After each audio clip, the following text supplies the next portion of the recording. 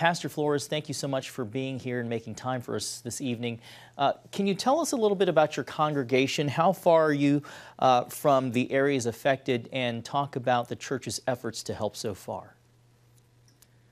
Right. Thanks for having us. We're a couple or so hours away from Kerrville, and some things I've been able to see firsthand from our congregation, and really those from our community is a lot of empathy. We live next to the coast. We've been affected by hurricanes, specifically Hurricane Harvey, and so we've never been through a flood or an event to this nature and level, but many hearts have just been really poured out, wanting to help in any and every way, whether it's collecting supplies or just being able to aid by providing trailers and transportation from our campus to other campuses in our multi-site or other churches, especially as we partner with other nonprofits that are there serving boots on ground. But really, many people are just wanting to do anything and everything and meet anywhere and anytime, just to say to hopefully that community that they're not alone.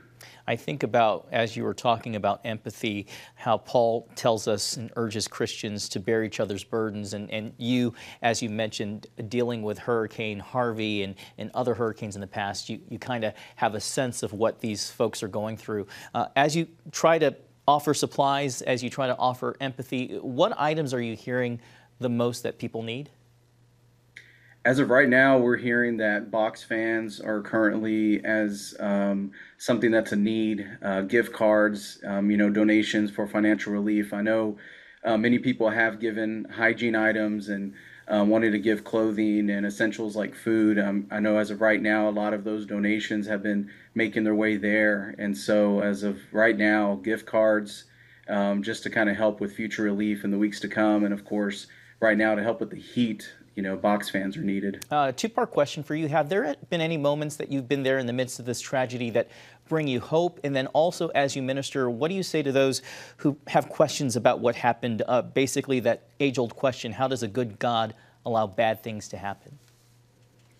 Yeah, I can appreciate that question. That's personally been one that, I've asked myself.